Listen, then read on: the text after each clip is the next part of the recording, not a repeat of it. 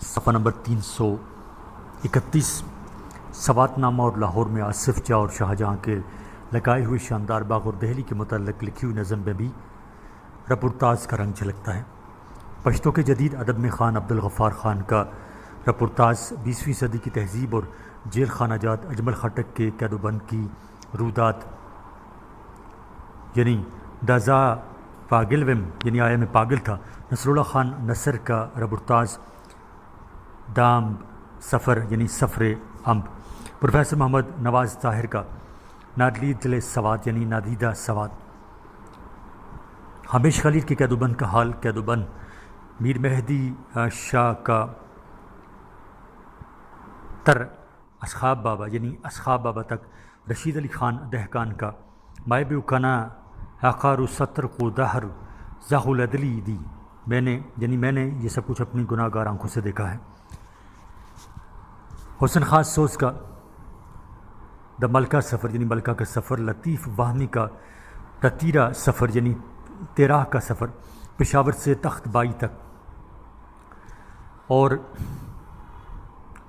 ازاخیل کی جانب، اور ایوب صابر کا کوہات سے لورالائی تک رپورتاژ کی اچھی مثال ہے۔ اس کے علاوہ عزیز جعفر اچکزئی کے زندانی حالات، دیکھا ہوا خواب، طاہر آفریدی کا جانان مئی قطرتہ روان دے یعنی حنیف خلیل کا دسپین بولد کا بلیورد یعنی اسپین بولد کی جانب، سلیم راز کا لئی باری تر باری کلی یعنی باڑے سے باڑا گلی تک، اور اسرار توڑو کا دا کابل سفر یعنی کابل کا سفر بھی اس صنف کے عمدہ نمونوں میں شامل ہیں۔ بنگلے دی وطن زماں یعنی خوبصورت ہے وطن میرا، سید صابر شاہ کے متعدد رپورتاژوں کا مجموعہ ہے جو 2004 میں منظر عام پر آیا۔ اس طرح لارشہی بیونا بینوراتی یعنی پشاور چلے جائیں، طاہر آفریدی کے رپورتاژوں کا مجموعہ ہے جو اگست 2005 میں جرس ادبی جرگہ کراچی کے اہتمام سے چھپا۔ پشتوں میں سفر نامہ نگاری کے ساتھ ساتھ رپورتاژ نگاری کو بھی توجہ دی گئی۔ لمحہ وجود تک اس صنف کے جتنے نمونے منظر عام پر آئے ہیں ان میں نہ صرف ادبی رنگ و آہنگ موجود ہے بلکہ ان میں جدید اور تخلیقی رپورتاژ نگاری کے تمام محاسن بھی پائے جاتے ہیں۔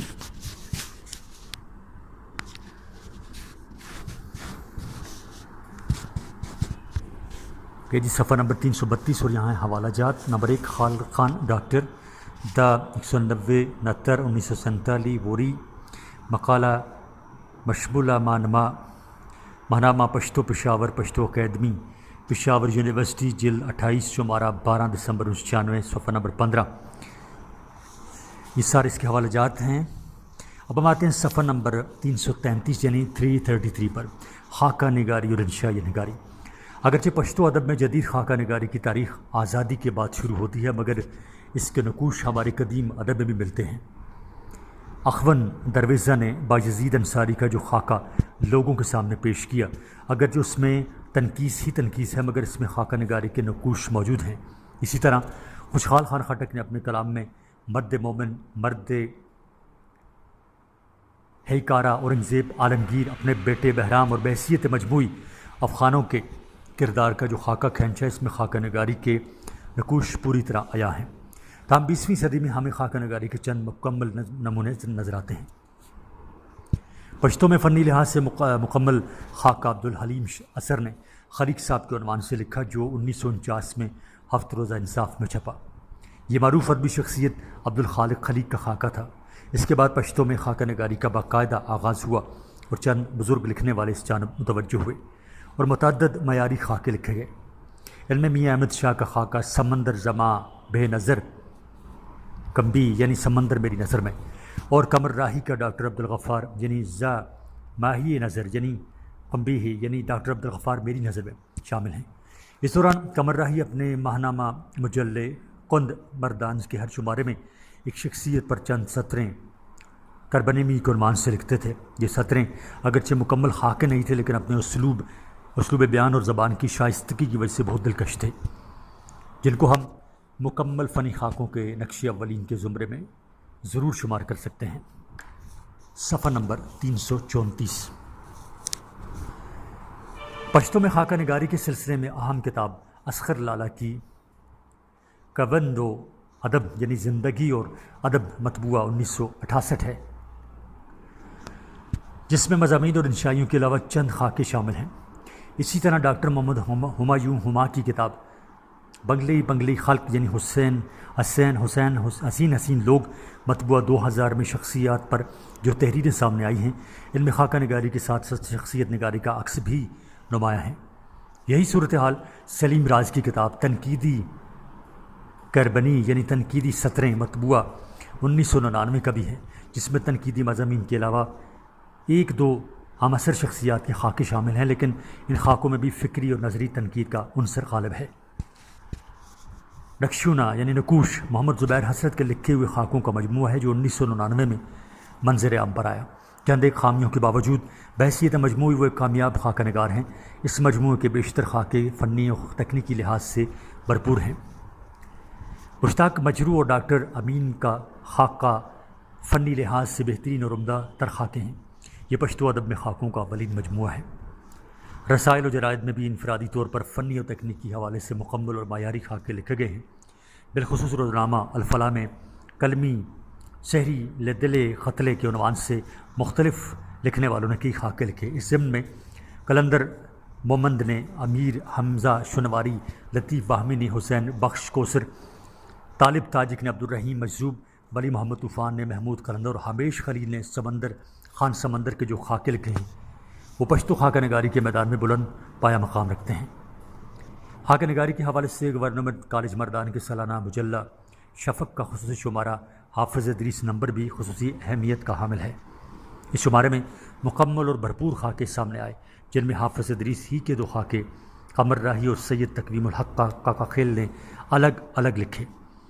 دونوں کا انداز بہت منفرد اور دلکش ہے، خصوصاً سید تقویم الحق کا خیل کے مختصر جملے اور لفظوں کا انتخاب قابل داد ہے۔ پشتو اکیڈمی کے مجلہ پشتو نے چند خصوصی شمارے شائع کیے، جس میں اعتراف نمبر میں کئی شخصیات کے معیاری خاکے شائع ہوئے۔ صفحہ نمبر 335۔ مردان سے شائع ہونے والے مجلہ مرقع یعنی جرگہ کا خاکہ نمبر بھی سلسلے میں خصوصی اہمیت کا حامل ہے۔ اس کے علاوہ رب نواز مائل کا خاکہ 13 وال یعنی پیر گوہر کا قوند انسان یعنی زندہ انسان بھی بہت دلچسپ خاکے ہیں۔ ان خاکوں میں سماجی مسائل کو اجاگر کرنے کے ساتھ ساتھ کردار نگاری کی جانب بھی خصوصی توجہ دی گئی ہے۔ خاکہ نگاری کی صنف میں صاحبزادہ فیضی، رشید علی دہقان، سلطان محمد صابر، صاحبزادہ حمید اللہ سید، خیر محمد عارف، ڈاکٹر محمد اعظم، عبدالحق نسیم، عبدالکریم بریالے، ڈاکٹر چراغ حسین شاہ اور سید گوہر ایسے نام ہیں جو اپنا منفرد اسلوب اور تعارف رکھتے ہیں۔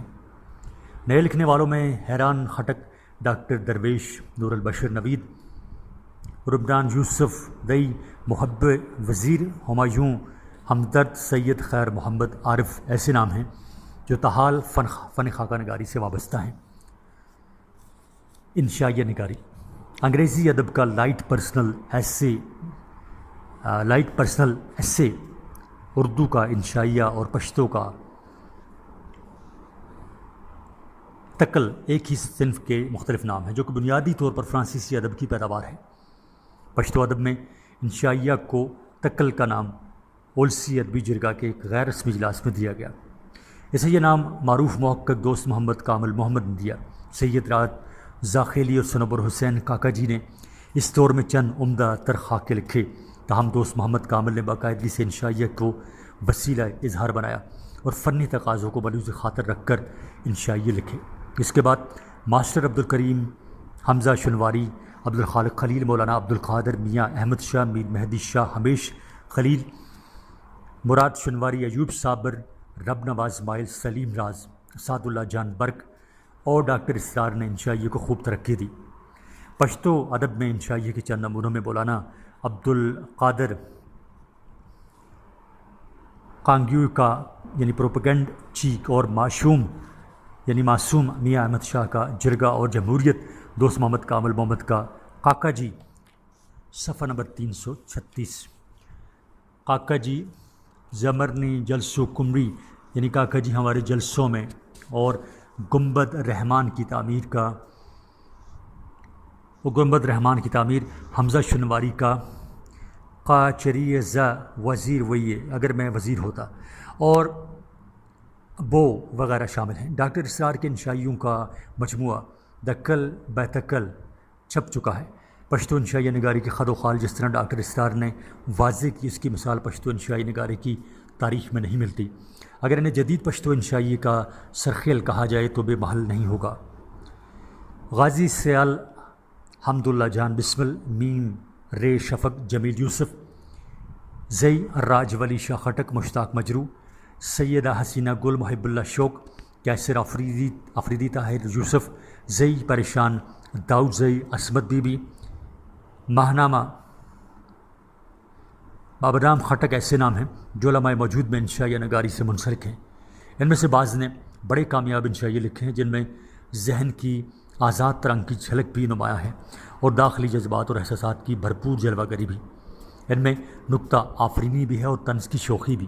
اگرچہ پشتو ادب میں انشائیے کا سفر نہایت مختصر ہے، مگر اپنی جاذبیت، بے تکلفی، شاندار اسلوب اور شیریں زبان و بیان کی بدولت انشائیہ روز بروز شہرت حاصل کرتا رہا ہے۔ صفحہ نمبر 337 قصہ گوئی اور داستان نگاری۔ داستان بالعموم طویل کہانی کو کہتے ہیں جو ازمنہ قدیم سے انسان کی دلچسپی کی چیز رہی ہے اور تقریباً ہر دور میں یہ وقت گزاری اور تفریح طبع کا بہترین وسیلہ رہا ہے۔ طوالت اس کی بنیادی خصوصیت سمجھی جاتی ہے۔ داستان گو اس میں کہانی سے کہانی پیدا کرتے ہیں اور پھر ان کہانیوں سے مزید ضمنی کہانیاں پیدا کر کے اسے طویل سے طویل تر بناتے چلے جاتے ہیں۔ خیالی یا فرضی کہانیاں اس کی دوسری بڑی خوبی سمجھی جاتی ہیں کہ اس میں مافوق الفطرت اشیاء کی کثرت ہوتی ہے۔ اگر اس حوالے سے مختلف زبانوں کی داستانوں کو دیکھا جائے تو اس میں دو آراء نہیں ہو سکتی کہ یہ بالعموم بھوتوں، دیووں، جنوں، پریوں، جادوگروں وغیرہ ہم کے علاوہ بادشاہوں، شہزادوں اور شہزادیوں کے غیر معمولی کرداروں سے معمور ہوتی ہیں۔ اس کے علاوہ داستانوں میں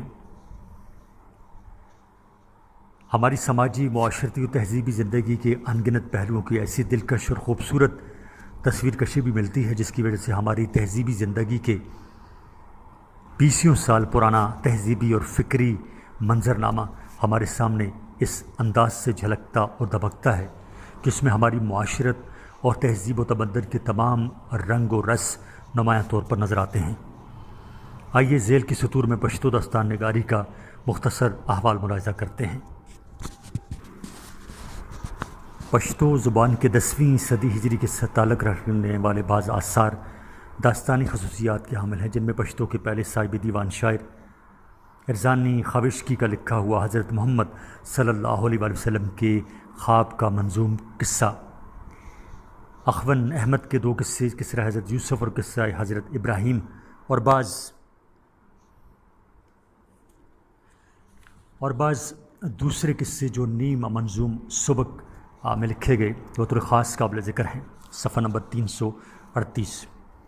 تاہم دستیاب شواہد کی روح سے سکندر خان خٹک کی لیلا مجنوں کو پشتو کی پہلی باقاعدہ داستان سمجھی جاتی ہے جو 1090 یعنی 1090 ہجری میں منظوم کی گئی اور یہی پشتو داستان نگاری کا باقاعدہ نقطۂ آغاز ہے۔ اس کے بعد صدر خوشحال کے دلے اور شعی اور عبدالقادر خان خٹک کی یوسف زلیخا زمانی لحاظ سے بالترتیب دوسرے اور تیسرے نمبر پر آتی ہیں۔ اس کے بعد پشتو شعراء نے متعدد داستانیں لکھی جن میں مترجمہ داستانوں کی تعداد تبعزاد داستانوں کی بنسبت کہیں زیادہ ہے۔ 1250 ہجری سے 1350 ہجری تک کا زمانہ پشتو داستان نگاری کے عروج کا دور سمجھا جاتا ہے۔ اس عرصے میں 20 داستانیں حتۂ تحریر میں لائی گئیں۔ ان میں سے جن داستانوں کو قبول عام کا شرف نصیب ہوا ان کی تعداد بھی اتنی کم نہیں کہ چھوٹی سی تحریر میں ان کا احاطہ کیا جا سکے۔ تاہم یہاں پر زمانی ترتیب سے ان داستانوں کا مختصر احوال بند کیا جاتا ہے جو پشتو داستان نگاری کی اہم ترین کڑیاں تصور کی جاتی ہیں۔ ان میں پشتو کی اپنی رومانوی داستانیں بھی شامل ہیں اور دوسری زبانوں سے مترجمہ بھی۔ لیلا مجنوں۔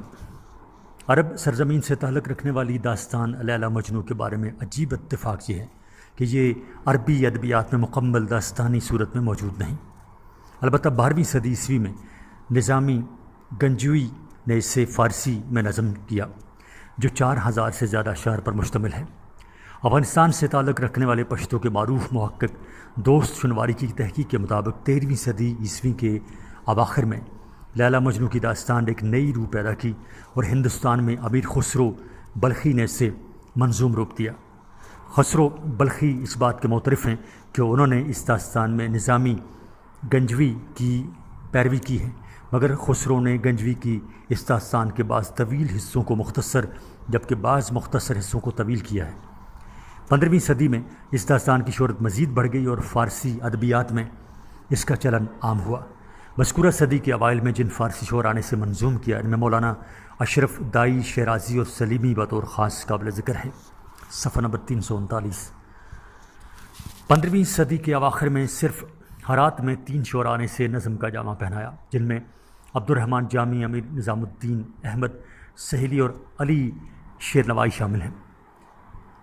حاتفی، ہروی، قاسم مثالی، ہلالی مکتبی شیراز وغیرہ ہم نے بھی یہ داستان لکھی ہے۔ فضولی بغدادی، شاہدی، حمداللہ، علی شیروانی، علی شیرنوائی وغیرہ ہم نے اسے ترکی زبان میں منتقل کیا۔ پشتو میں یہ داستان متعدد شعراء نے لکھی ہے، جن میں سکندر خان خٹک، حافظ نظام، بائی خان، رحمت داوی، مولوی گل احمد، ملا نعمت اللہ، اسام، ابو علی شاہ، احمد خلیل، عبدالوہاب دستی، امانت عارف خٹک وغیرہ ہم شامل ہیں۔ مگر اولیت کا صحرا سکندر خان خٹک کے سر ہے۔ انہوں نے یہ قصہ 1090 ہجری میں منظوم کیا۔ 1294 ہجری میں اس کا ایک نامکمل ایڈیشن دہلی سے اشاعت پذیر ہوا۔ اس کے آغاز میں اسام کے قصے کا کچھ حصہ بھی شامل ہے۔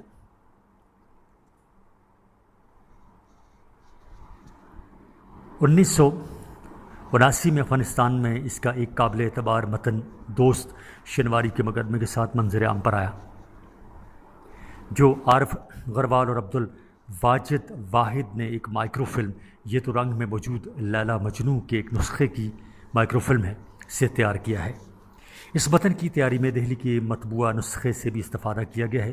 دوست شنواری کے مطابق یہ کسی دوسری زبان میں لکھی گئی داستان لیلا مجنو کا ترجمہ نہیں بلکہ اس کی بنیاد روایات پر مبنی ہے۔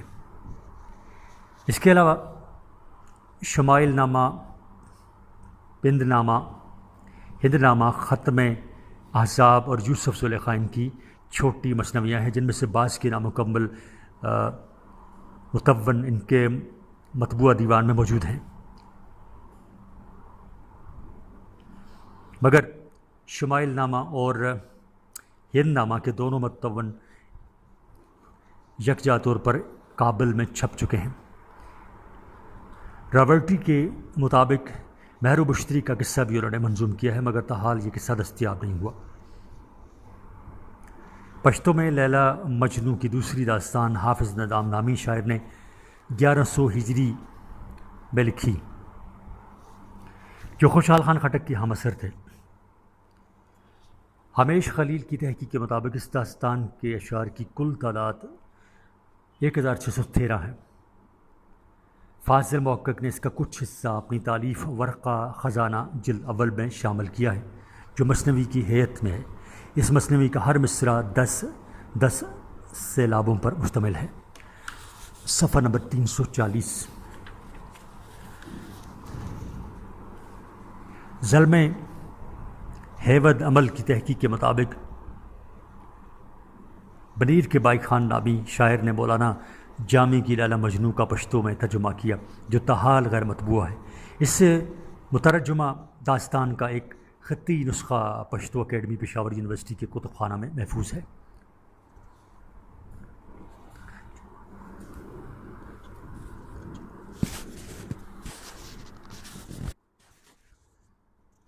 علامہ عبدالحی حبیبی نے اپنی معروف تالیف بنات الشعراء میں مترجم کی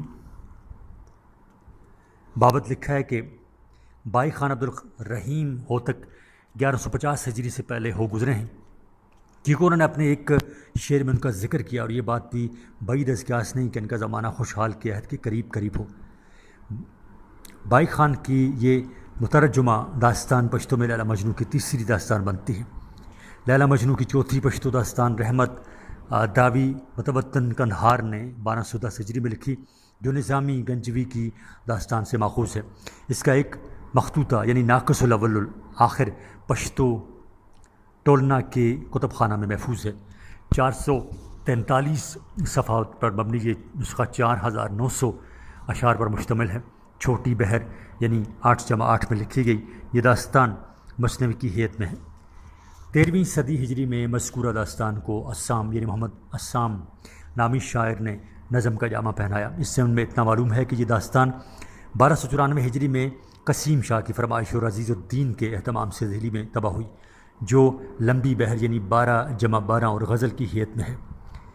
عصام کے حالات زندگی کی بابت پشتو کی تاریخیں اور تذکرے خاموش ہیں، البتہ ان کی صرف ایک غزل پادری ہیوز نے قلید افغانی میں چمن بے نظیر کے انتخاب میں رحمان بابا کی غزل کے بعد اور یونس کی غزل سے پہلے درج کی ہے۔ اس کے بعد اس داستان کو سید ابو علی شاہ نے کیسو لیلا المسنیور با لیلا مجنون کے نام سے منظوم کیا، جو 1882 میں عیسوی میں اشاعت پذیر ہوئی۔ احمد خلیل جسے پشتو کی ادبی تاریخوں تذکروں میں مختلف ناموں سے یاد کیا گیا ہے، احمد گل احمد، اخوند خیل احمد پچگی، احمد تیرائی، احمد خلیل اور احمد سفید ڈھیری نے بھی قصہ لیلا مجنوں کو منظوم کیا ہے۔ صفحہ نمبر 341۔ احمد خلیل 1267 ہجری کے لگ بھگ پیدا ہوئے، جو پشاور کے سفید ڈھیری کے رہنے والے تھے۔ معروف داستان گو مولا نعمت اللہ 1275 ہجری تا 1350 ہجری نے بھی لیلا مجنوں کی داستان کو نظم کا جامہ پہنایا، جو مثنوی کی حیت میں ہے۔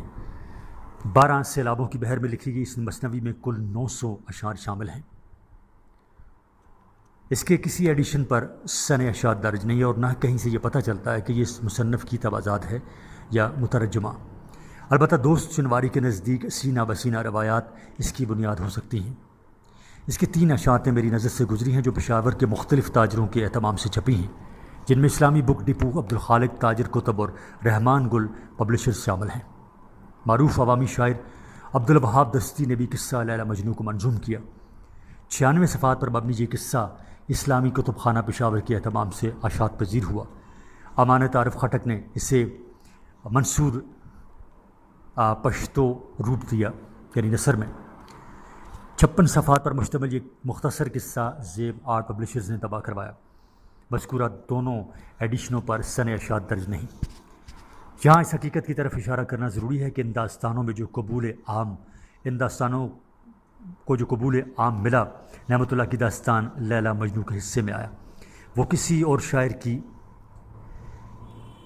داستان کو نصیب نہیں ہوا۔ عوامی سطح پر یہ داستان بڑے ذوق و شوق سے پڑھی اور سنی جاتی ہے۔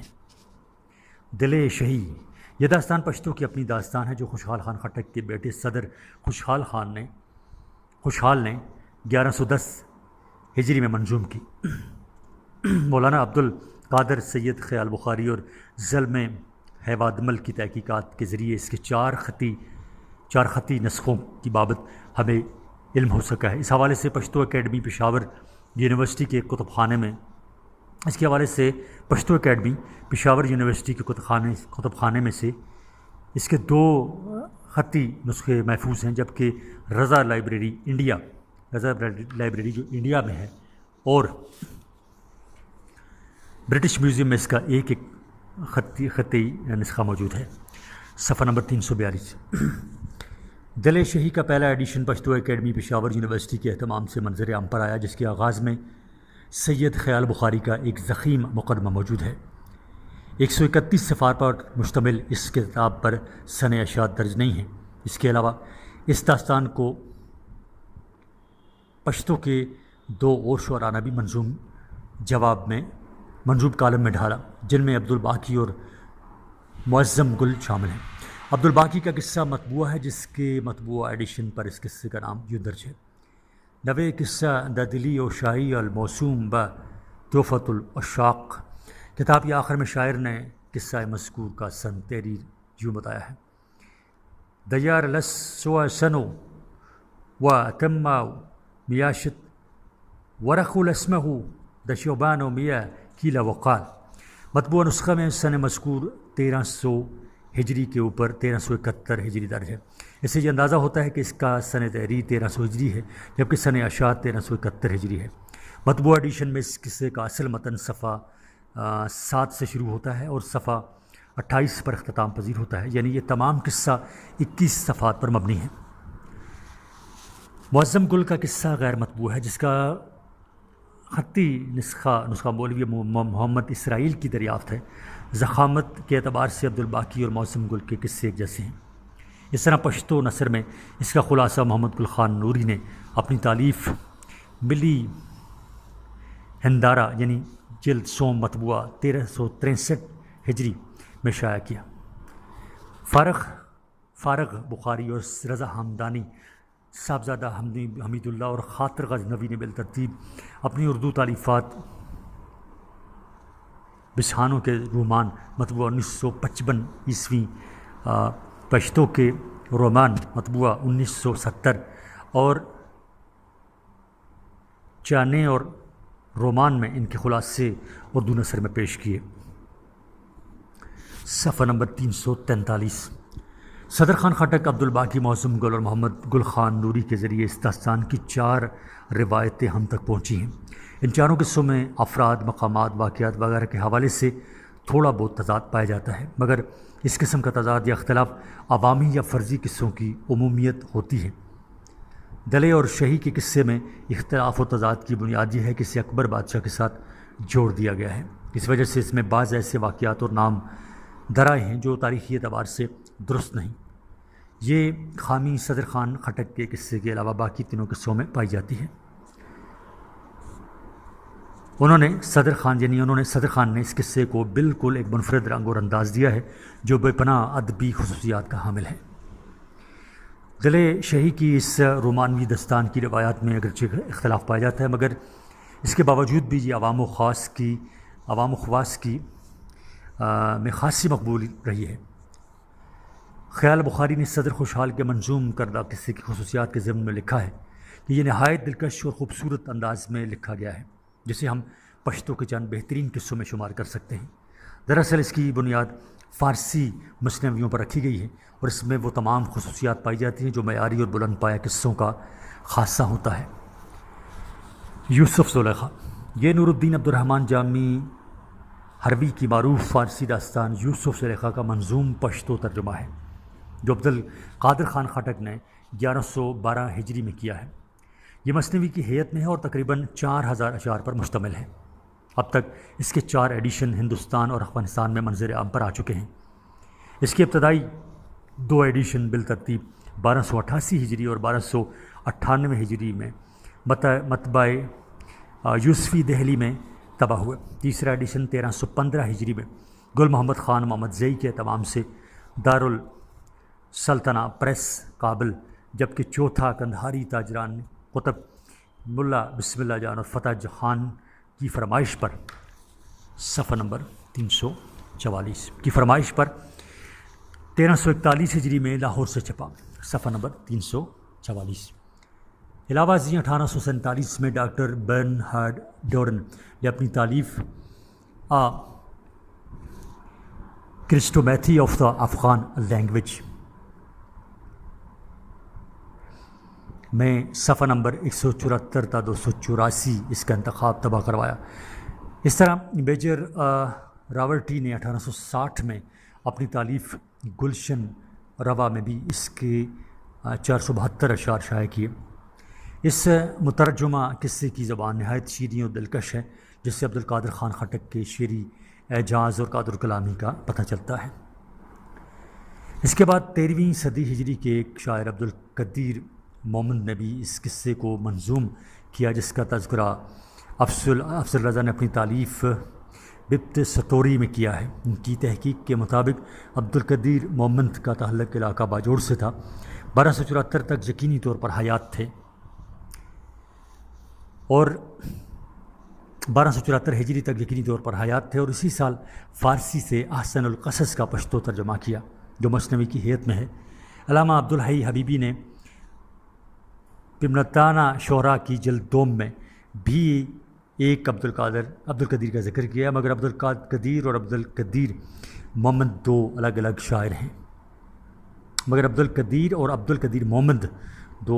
شاعر ہیں ظلم حوادمل کے مطابق یہ غیر مطبوعہ قصہ 8000 اشاعت پر مشتمل ہے۔ انہوں نے اس کے جس خطی نسخے کی نشاندہی کی ہے وہ پشتو اکیڈمی پشاور یونیورسٹی کے کتب خانے میں محفوظ ہے۔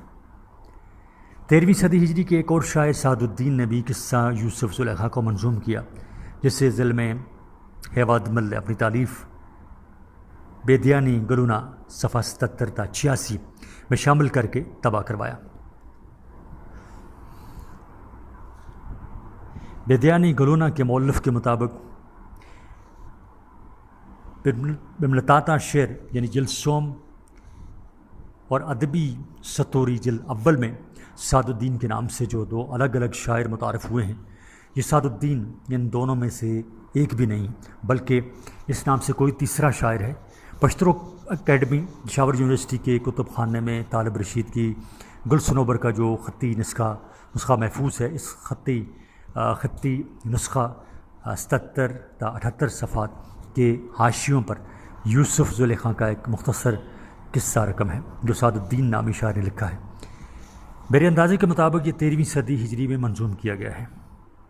ملا احمد جان اور بلال احمد ملال نے بھی اس قصے کو منظوم روپ دیا۔ صفحہ نمبر 345۔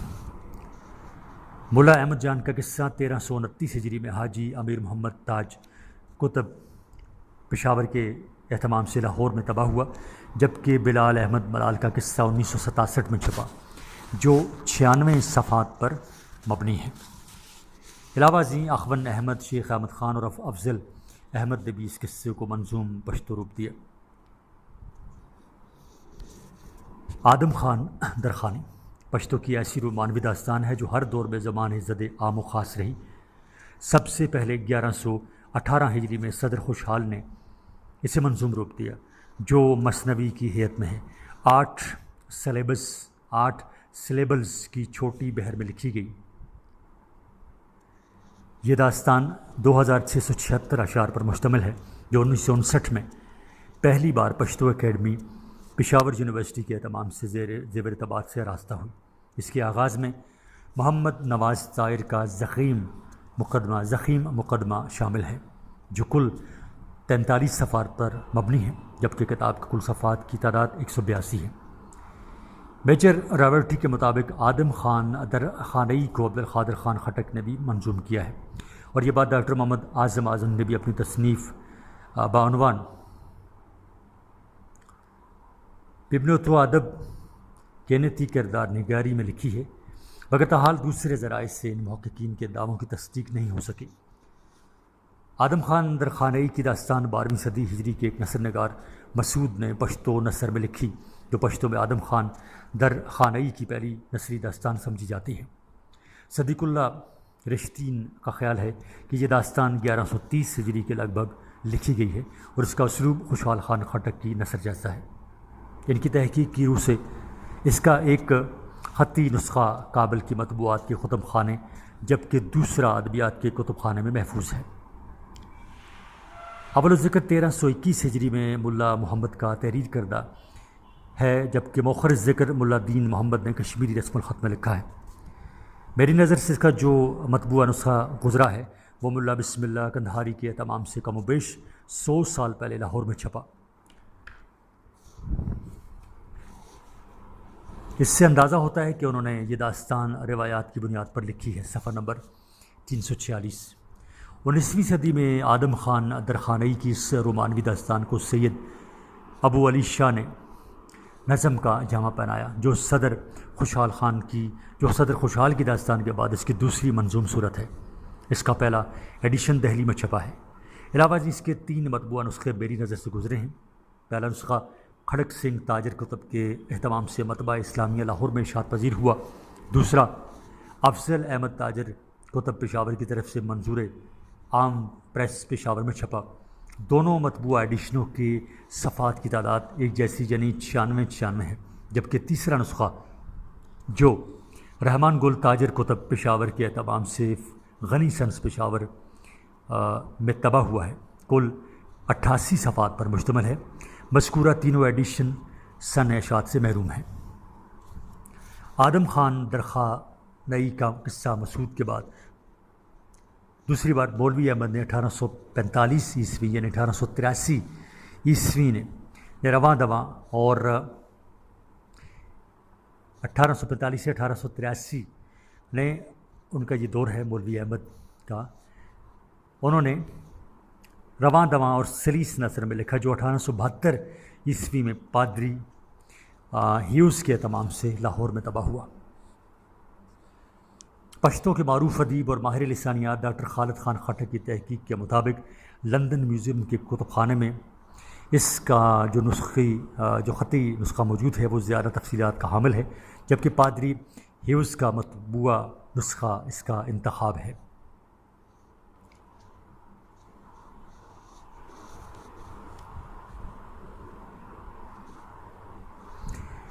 صفحہ نمبر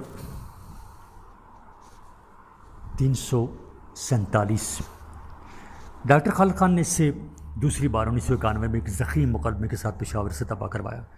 19ویں صدی کے ایک اور شاعر اکبر شاہ پشاوری نے بھی اسے منظوم کیا جو 1883 میں دہلی میں طبع ہوا۔ اس کے علاوہ جن دوسرے شعراء نے اسے منظوم قالب میں ڈھالا ان میں برہان، ملا نعمت اللہ، فدا مطہر، ملا سیدان شاہ وغیرہ ہم شامل ہیں۔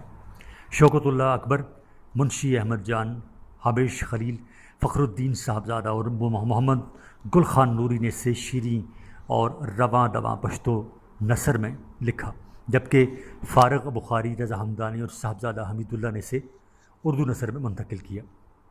آئیے اس رومانوی داستان کا مختصر خلاصہ ملاحظہ کرتے ہیں۔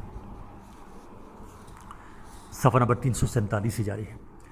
آدم حسن خان کا بیٹا اپنے عہد کا مشہور خانزادہ تھا اور یوسف زیوں کے خاندان بیٹا خیل سے تعلق رکھتا تھا، جو سوات کے علاقہ بری کوٹ میں ایک نامور قبیلہ ہے۔ درخانیں یوسف زئی کے بہت بڑے خان طاؤس کی لڑکی تھی۔ آدم اور درخو کی محبت بچپن سے شروع ہوئی۔ آدم کی داستان محبت بڑی طویل ہے۔ اس کہانی کا دوسرا کردار میر ماہی آدم کا رقیب تھا اور یہ چاہتا تھا کہ درخو کو آدم سے جدا کر دے۔ آدم لڑائیاں لڑتا ہے، محبت کے داؤ پر سر دھڑ کی بازی لگاتا ہے، مگر ناکام رہتا ہے اور آخر اسی طرح ناکام آرزو لے کر دنیا سے رخصت ہو جاتا ہے۔ درخو بھی اس سے پیچھے نہیں رہتی اور خدائے محبت کے حضور اپنی جان بھین چڑھا دیتی ہے اور دونوں ایک ساتھ دفن ہوتے ہیں۔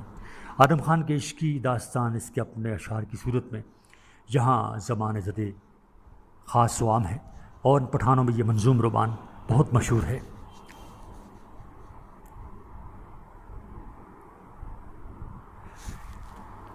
آدم خان درخو سے یوں اظہار محبت کرتا ہے۔ ترجمہ اس کا یہ ہے: درخو اے میرے دل کی مالکہ، ساری دنیا میں تیرے حسن کی شہرت ہے۔ آدم تجھ کو دیکھ کر بیمار ہو گیا ہے، للہ اپنی زلفوں کی سرکشی کو کم کر۔ اور اس شعر میں کتنی یاس ہے۔ آدم کتنا برا ہے، آدم کی حیثیت نفرت کے قابل ہے کہ تیری ایک نظر کرم کا سزاوار بھی نہیں، اپنے آپ پر وہ افسوس کرتا ہے۔ صفحہ نمبر 348۔ آدم کا رباب سارے پٹھانوں میں مشہور ہے اور یہ کہا جاتا ہے کہ اگر کوئی آدم کے درخت کی لکڑی کا مضراب استعمال کرے تو وہ بہت جلد ہی رباب بجانا سیکھ لیتا ہے۔ خسرو و شیرین۔ میجر راورٹی کی تحقیق کے مطابق صدر خوشحال نے نظام گنجوی کی فارسی داستان خسرو شیرین کا بھی منظوم پشتو ترجمہ کیا۔ علامہ حبیبی نے پشتانہ شعراء اور زرین الانخوذ نے اپنی تصنیف بعنوان دا صدر خوشحال کاوندہ و آثار میں بھی اس ترجمہ کا ذکر کیا ہے، مگر تاحال اس کا خطی نسخہ دستیاب نہیں ہوا۔ صفحہ نمبر 349۔ شہزادہ بہرام مغل اندامہ۔ اس قصے کا تعلق سرزمین چین سے ہے۔ یہ چین کی ایک شہزادی گل اندام اور شہزادہ بہرام کی رومانوی داستان ہے، جو 12ویں صدی ہجری کے آغاز میں فیاض نے پشتو نظم میں لکھی۔ فیاض خوشحال خان خٹک کی اولاد کی ہم اثر تھے۔ ان کی یہ داستان 1872 عیسوی میں پہلی مرتبہ پادری ہیوز نے اپنی تالیف کلید افغانی میں طبع کروائی اور بعد ازاں سید خیال بخاری کے مقدمے کے ساتھ 3 مرتبہ بالترتیب 1962، 1968 اور 1981 میں پشتو اکیڈمی پشاور یونیورسٹی کے اہتمام سے اشاعت کے مراحل سے گزری۔ تینوں اشاعتوں کے صفحات کی تعداد 64 ہے۔ پشاور کے 2 ناشران قطب حاجی فضل احد اور حاجی عبدالحکیم تاجر قطب نے بھی الگ الگ طور پر اس کی طباعت کی۔ فارغ بخاری اور رضا ہمدانی نے اس داستان کے حوالے سے لکھا ہے کہ بہرام و گل اندام فارسی اور اردو کی پرانی داستانوں کی طرح غیر فطری، روایتی اور خلاف عقل واقعات سے بھرپور ہے، تاہم قصے کی دلچسپی اور شاعر کے تخیل کی شوخی اور انوکھے انداز بیان نے اسے دلکش بنا دیا ہے۔ جن دوسرے شعراء نے اسے منظوم روپ دیا ہے، ان میں مولا نعمت اللہ، احمد جان، امان گجراتی، عبدالحکیم، ابراہیم شاہ مجیب وغیرہ ہم شامل ہیں۔ مولا نعمت اللہ کا قصہ میاں عبدالخالق تاجر قطب کے اہتمام سے پشاور میں چھپا، جس پر سن اشاعت درج نہیں۔ احمد جان کا بہرام شہزادہ و گل اندامہ 1877 میں دہلی میں طبع ہوا، جبکہ امان گجراتی کا 1966 میں پہلی بار دہلی میں طبع ہوا اور 1968 میں دوسری بار عبدالخالق تاجر قطب پشاور کے اہتمام سے شائع ہوا۔ عبدالحکیم کا قصہ 80 صفحات پر مشتمل ہے، جس کے ناشر وہ خود ہیں۔ ابراہیم شاہ کا قصہ پہلی بار دہلی میں اور اس کے بعد متعدد بار پشاور کے مختلف تاجران کتب کے اہتمام سے زیور طباعت سے آراستہ ہوا۔ صفحہ نمبر 350۔ فیاض کی داستان کے کچھ حصے کا منظوم اردو ترجمہ ملاحظہ ہو۔ تھا دیار روم میں ایک حکمراں، مملکت اس شاہ کی تھی بے کراں، دولت تو جاؤ حشم میں کم نہ تھا، حسرت و آلام سے محروم نہ تھا، حسرت و آلام سے محرم نہ تھا، دولت و جاؤ حشم میں کم نہ تھا، حسرت و آلام سے محرم نہ تھا، طفل خوش اندام سے محروم تھا، جم تھا لیکن جام سے محروم تھا، منت مانی دعائیں کی مگر ہو سکا کوئی نہ حربہ کارگر، آخر ایک درویش کے فیضان سے ہو گیا آزاد اس خلجان سے، عالم پیری میں برآ آئی امید، شام غم میں صبح کی پائی نوید، ڈوبتے دل کو سہارا مل گیا، چشم اشک افشاں کو تارا مل گیا، اس قدر تھا خوبرو وہ محلقہ، جس نے دیکھا ہو گیا دل سے فدا، دوست انجم وہ مہا گلفام تھا، نام اس کا اصل میں بہرام تھا، تربیت اس کی ہوئی اس شان سے، ہو گئے اہل فلک حیران سے، جب وہ شہزادہ جوان ہونے لگا، مائیں قنہاں کا گماں ہونے لگا، آنکھیں اس کی اس قدر مخمور تھیں، روم کی سب لڑکیاں مسحور تھیں، وہ کسی پر بھی نظر کرتا نہ تھا، وادی غم میں قدم دھرتا نہ تھا، بے نیازی میں بہت مشہور تھا، وادی الفت سے کوسوں دور تھا، صنف نازک ہی سے تھی نفرت اسے، تھی شکار و سیر سے رغبت اسے، ایک دن صحرا میں تھا محو شکار، ساتھ اس کے تھے ملازم بے شمار، ایک آہو کے تعاقب میں چلا، ہو گیا ہمراہیوں سے وہ جدا، سوچتا تھا یہ کہ اب جائے کدھر، سامنے ایک جھونپڑا آیا نظر۔ صفحہ نمبر 351۔ دفعتاً دیکھا وہاں ایک مرد پیر، خال و خد میں خضر کی گویا نظیر، پیار سے اس نے بٹھایا اور کہا کیسے آئے اور کیا ہے مدعا، سوچ کر کچھ مرد حق کے سامنے کہہ سنایا حال سب بہرام نے، سن کے آہ سرد وہ بھرنے لگا، داستان اپنی بیاں کرنے لگا، بولا دنیا گھوم کر آیا ہوں میں، کہکشاں کو چوم کر آیا ہوں میں، دیکھے ہیں لاکھوں حسینان جہاں، رشک جن پر کر رہا ہے آسماں، گرچہ ہیں وہ پیکرے حسن و شباب، لابت چین کا نہیں کوئی جواب، شاہ چین کی دختر زیبا ہے وہ، تو کہے پیمانہ صہبا ہے وہ، تند مئے کا ایک چھلکتا جام ہے، نام اس مہوش کا گل اندام ہے۔ یہ بیان سنتے ہی مرد پیر کا ہو گیا شہزادہ کچھ دلگیر سا، وہ تصور دل کو تڑپانے لگا، اٹھ کے سمت چین وہ جانے لگا۔ ہجر کے اندوں سے دل ریش تھا، رات دن اس کو سفر درپیش تھا۔ جاتے جاتے پیاس نے گھیرا اسے، ہر طرف سے یاس نے گھیرا اسے۔ راہ میں ایک باغ دیکھا پربہار، گلشن جنت بھی ہو جس پر نثار۔ تلخی انجام سے غافل ہوا، دوڑ کر وہ باغ میں داخل ہوا۔ جھک کے ایک چشمے سے جب پانی پیا، ایک پری پیکر کا اس میں عکس تھا۔ یہ پری پیکر وہی گلفام تھی، لوبت چین یعنی گل اندام تھی۔ جب نظر اس نے اٹھائی ایک بار، بس نگاہیں ہو گئیں اس سے دو چار۔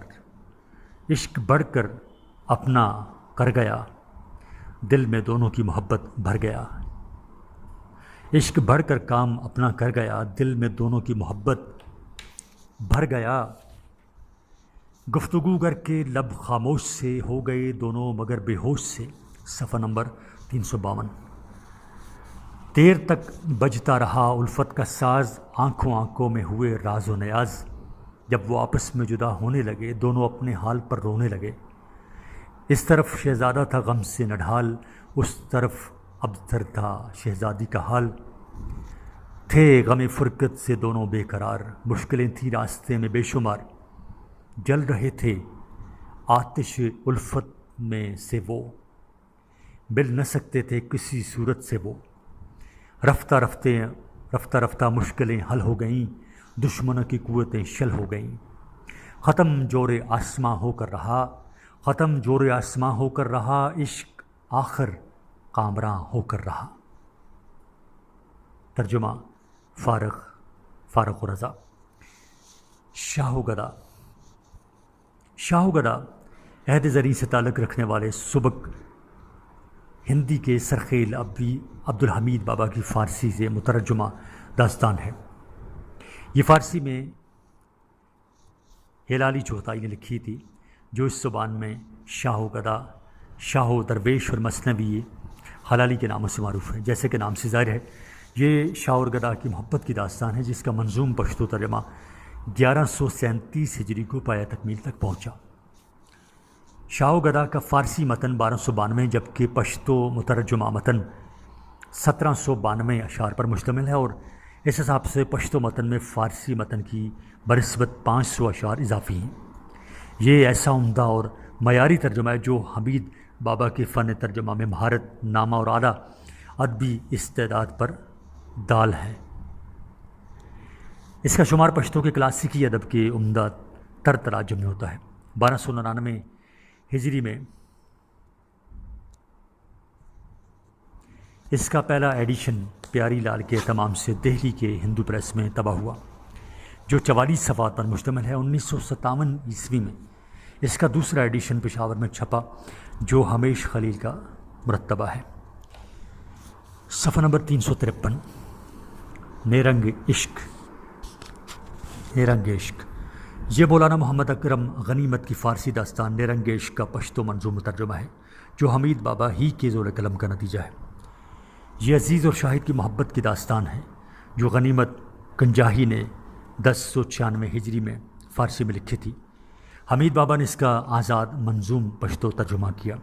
نیرنگ عشق کا پشتو متن ابھی تک 5 بار زیور ارتباط سے آراستہ ہوا ہے۔ اس کا پہلا ایڈیشن 1284 ہجری میں مصطفی پریس پشاور میں طبع ہوا۔ دوسرا ایڈیشن 1299 ہجری میں پیاری لال کے اہتمام سے ہندو پریس دہلی میں چھپا۔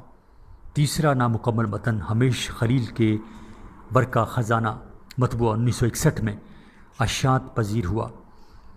1970 میں اس کا چوتھا ایڈیشن پشتو توانا قابل کے اہتمام سے چھپا، جس کا مقدمہ صدیق اللہ رشتین نے لکھا ہے، جبکہ 2004 میں کلیات عبدالحمید بابا مرتبہ محمد آصف سمیم میں 5ویں مرتبہ اس کا پورا متن شائع ہوا، جو دانش کتب خانہ پشاور کے اہتمام سے منظر عام پر آیا۔ گل صنوبر۔ سرزمین یونان سے تعلق رکھنے والی اساطیری داستان گل صنوبر اس قصے کو گلباز صنوبر بھی کہتے ہیں، کو مختلف زمانوں کے شعراء نے منظوم کیا۔ 1192 ہجری میں سید باصر علی نے اسے فارسی میں منظوم روپ دیا۔ اس کا ایک خطی نسخہ کتب خانہ انجمن شہیب محمدیہ آگرہ میں موجود ہے، جو کل 44 صفحات پر مشتمل ہے۔ یہ نسخہ 1818 عیسوی میں 1233 ہجری میں 1233 ہجری و بمطابق 1818 عیسوی میں تحریر ہوا۔ منشی پیم چند کھتری نے اسے اردو میں ترجمہ کیا۔ ہماری نظر سے اردو کا جو نسخہ گزرا ہے وہ ابوالعلائی پریس آگرہ کا چھپا ہوا ہے اور اس میں 56 صفحات ہیں، لیکن اس کا سن ترجمہ نہیں دیا ہے، اور نہ پیم چند نے ہی دیباچے میں اس کا ذکر کیا ہے۔ البتہ مولانا احسن مارہروی نے اس کا سن ترجمہ 1251 تا 1252 ہجری 1837 سے 1838 عیسوی اور مترجم کا نام نیم چند لکھا ہے، لیکن ہم اس نسخے میں پیم چند کھتری پاتے ہیں۔ یہ داستان سب سے پہلے 1194 ہجری میں طالب رشید ولد ملالال بیگ متوطن ارجوب نے فارسی سے پشتو میں منتقل کی، جس کا پہلا ایڈیشن 1299 میں دہلی میں طبع ہوا، صفحہ نمبر 354۔ اس کے بعد یہ 2 دفعہ پشتو اکیڈمی پشاور یونیورسٹی سے اشاعت پذیر ہوئی۔ اشاعت اول کا سن معلوم نہیں ہو سکا، البتہ دوسری اشاعت کا سن 1981 ہے، جس کے دیباچہ نگار میر شرف خان وزیر ہیں۔ طالب رشید کے علاوہ یہ قصہ احمدی صاحبزادہ نے بھی منظوم کیا، جو تاحال غیر مطبوع ہے۔ اس کے بعد ملا رحمۃ اللہ نے اسے منظوم صورت دی۔ 64 صفحات پر مبنی یہ منظوم داستان 1952 میں عبدالخالق تاجر کتب کے اہتمام سے پشاور میں طبع ہوئی۔ ملا رحمۃ اللہ کے بعد یہ قصہ عوامی شاعر امان گجراتی امان اخون نے منظوم کیا، جس کی 2 اشاعتوں کا ہمیں علم ہو سکا ہے۔ پہلی اشاعت عبدالخالق تاجر کتب پشاور اور کھڑک سنگھ تاجر کتب پشاور کے اہتمام سے دین محمدی پریس لاہور، جبکہ دوسری اشاعت عوامی کتب خانہ پشاور کے زیر اہتمام سے حمید تشہر پریس پشاور میں ہوئی۔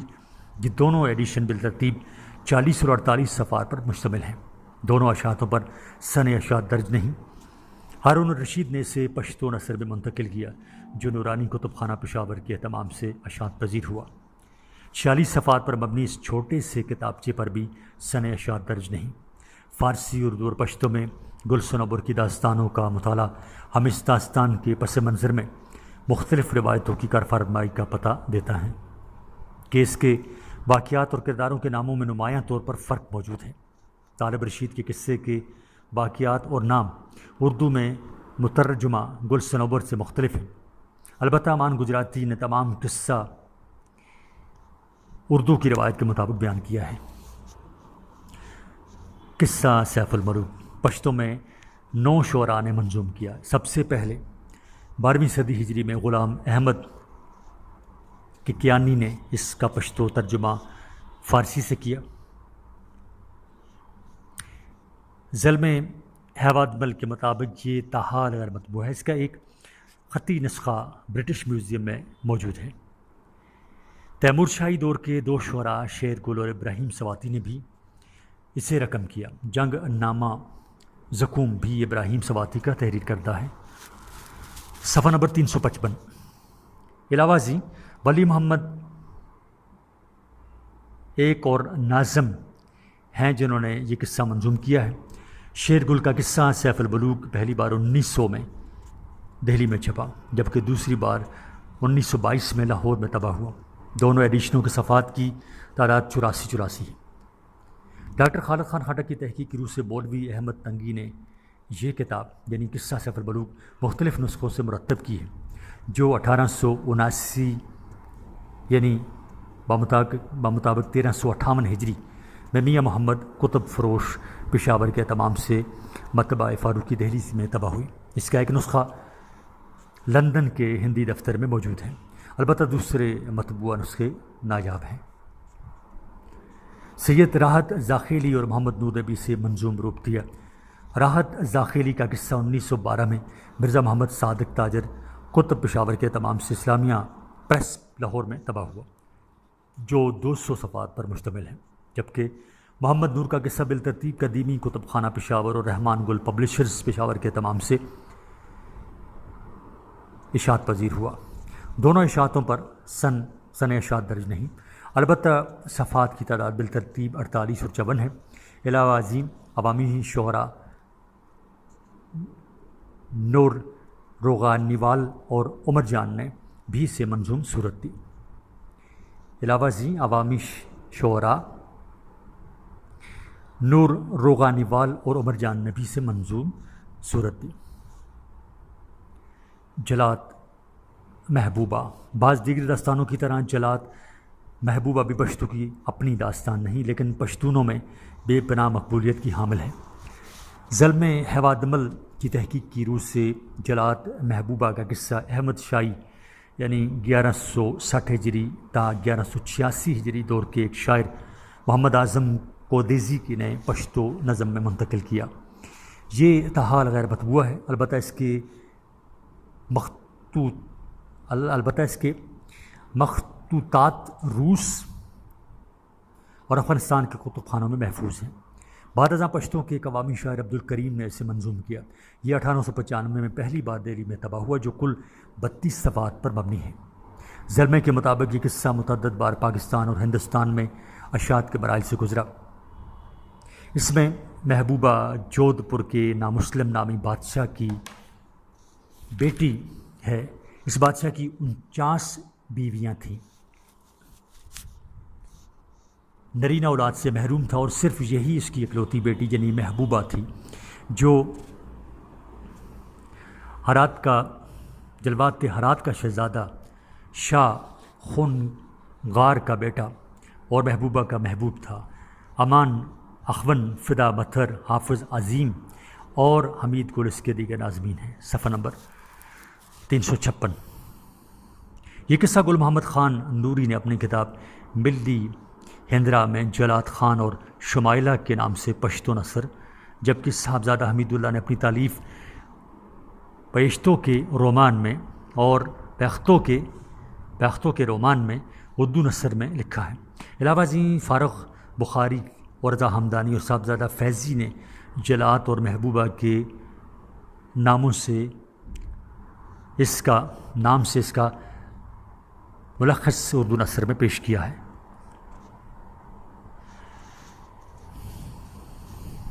صاحبزادہ فیضی کا ملخص ملاحظہ کیجیے، یعنی خلاصہ۔ محبوبہ ایک حسین شہزادی تھی جس کے حصول کی خاطر جلات کے 6 بھائی موت کی بھینٹ چڑھ چکے تھے۔ جلات ان کا 7واں اور آخری بھائی تھا۔ اس نے بھی کمر ہمت باندھ لی۔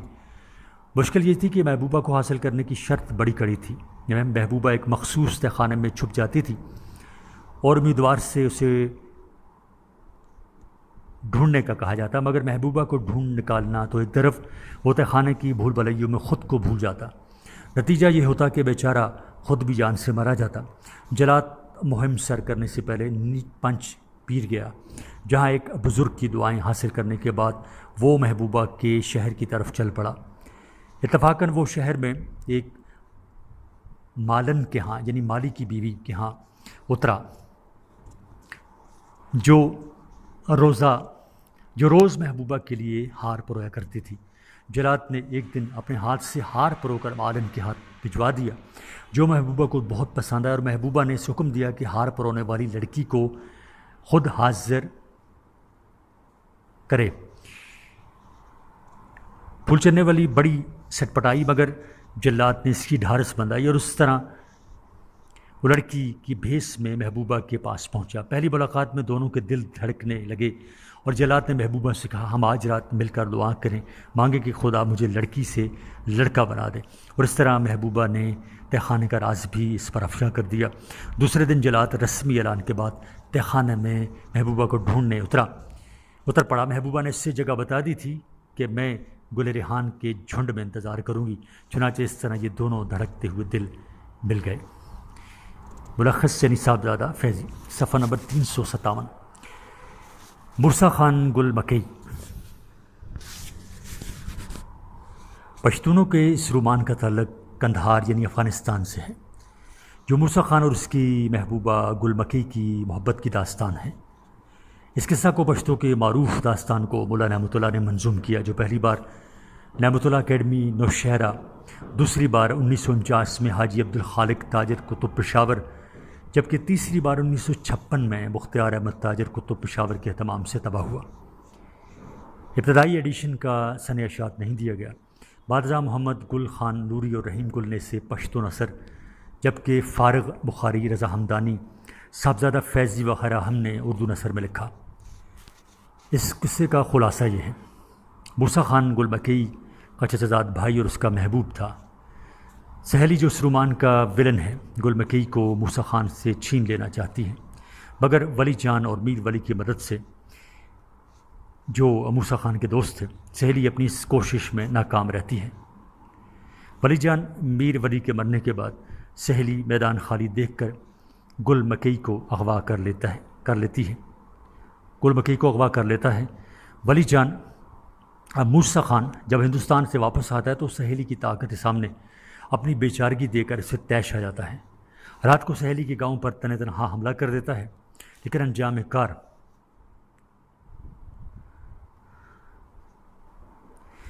انجام کار وہ سہیلی کے ہاتھوں مارا جاتا ہے۔ گل مکئی جب یہ خبر سنتی ہے تو سہیلی سے کہتی ہے کہ میں تجھ سے شادی کر لوں گی، لیکن مجھے آخری بار مرسا خان کی قبر دیکھنے کی اجازت دے دے۔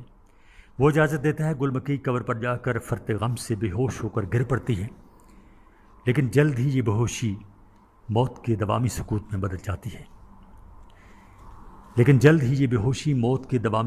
میں بدل جاتی ہے۔ ملخص: صاحبزادہ فیضی، صفحہ نمبر 358۔ فتح خان رابعہ۔ پشتو کے قصصی ادب میں فتح خان رابعہ کی داستان کو بلند پایا مقام حاصل ہے۔ فتح خان قومیت کے لحاظ سے پڑیس قندھار کا رہائشی اور رابعہ کا محبوب تھا۔ سوات یعنی خوازہ خلیلہ کے ارسلہ نامی شاعر نے یہ قصہ منظوم کیا، جو قصہ فتح خان قندھاری کے نام سے 1927 میں پہلی بار کھڑک سنگھ تاجر کتب پشاور کے اہتمام سے رفیق عام پریس لاہور میں چھپا، جبکہ 1932 میں اس کا دوسرا ایڈیشن مطبع محمدی لاہور میں طبع ہوا۔ ان دونوں ایڈیشنوں میں 64 صفحات ہیں۔ یہ قصہ 14ویں صدی ہجری کے اوائل میں ملا نعمت اللہ نے پشتو بدلہا کے طرز پر لکھا، جو پہلی بار 1303 ہجری یعنی بمطابق 1885 عیسوی میں دہلی میں طبع ہوا۔ اس کے بعد لاہور میں یہ دوسری بار اشاعت کے مراحل سے گزرا۔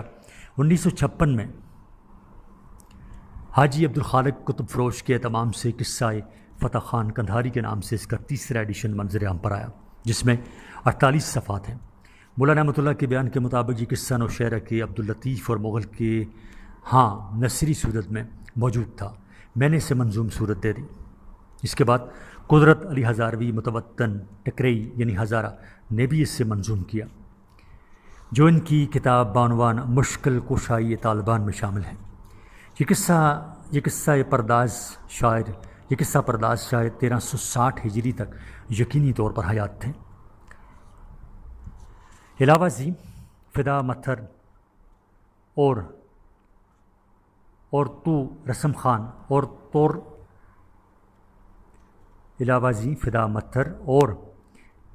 خان نے بھی اسے منظوم کیا۔ محمد گل خان نوری نے اسے پشتو نثری روپ دیا، جو ان کی کتاب ملی ہندارہ میں موجود ہے۔ اردو نثر میں صاحبزادہ فیضی اور فارغ رضا نے لکھا۔ مولا نعمت اللہ اور محمد گل خان نوری کے قصوں میں واضح اختلاف نظر آتا ہے، جس کی وجہ اس قصے کی مختلف روایات ہو سکتی ہیں۔ صاحبزادہ فیضی نے اس کا پس منظر یوں بیان کیا ہے: فتح خان اسلم خان کا بیٹا اور قومیت کے لحاظ سے پتہ یس تھا، جو قندھار کے نواب میں ایک بہت بڑی قوم ہے۔ رابعہ اس رومان کی ہیروئن تھی، صفحہ نمبر 359، جو اسلم خان کے وزیر کی لڑکی تھی۔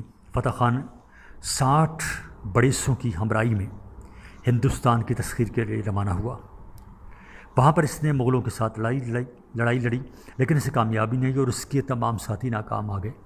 یہ واقعہ 1000 صدی ہجری سے پہلے کا ہے، اس لیے یہ قلابست جو بڑیس حکومت کا پایا تخت تھا اس وقت آباد تھا۔ یہ تاریخی شہر اسلام سے پہلے ہیاتلا بادشاہوں کے تصرف میں تھا، مگر بعد میں نوشیروان ساسانی نے اس پر قبضہ کر لیا۔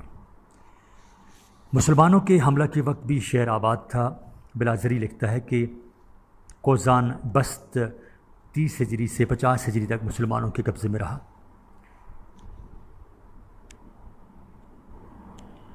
اگرچہ اسلامی مورخین خرابہ قلابست کو سلطان علاء الدین جہال نوز اور پھر تیمور لنگ سے منسوب کرتے ہیں، تیمور لنگ،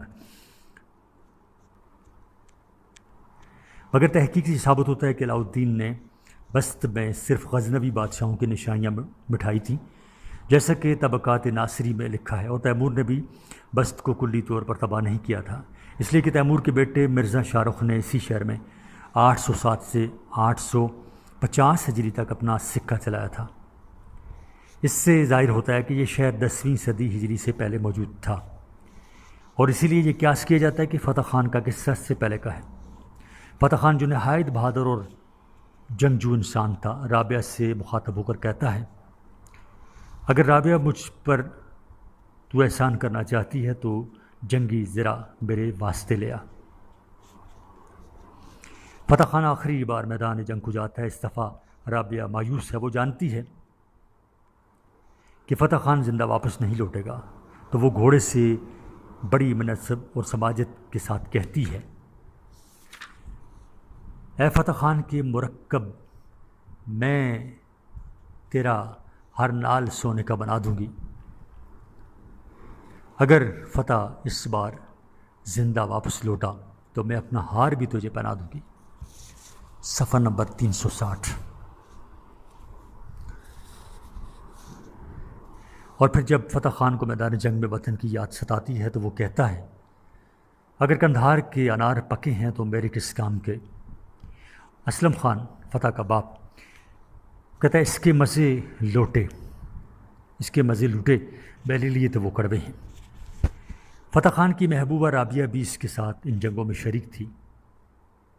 فتح خان کا بھائی کرمے اور رابعہ کا بھائی پوردل بھی ان کے ہمراہ تھا۔ آخری لڑائی میں جب فتح خان بھی مارا گیا تو رابعہ نے اپنے خامد کی لاش پر انتقام لینے کی قسم کھا لی اور مغلوں کے خلاف دوبارہ اعلان جنگ کر دیا، لیکن آخرکار اپنی قلیل ترین فوج کے خاتمے کے بعد وہ خود بھی قتل ہو گئی، اور اس طرح اس عسکری رومان کا خاتمہ میدان جنگ میں ہوا۔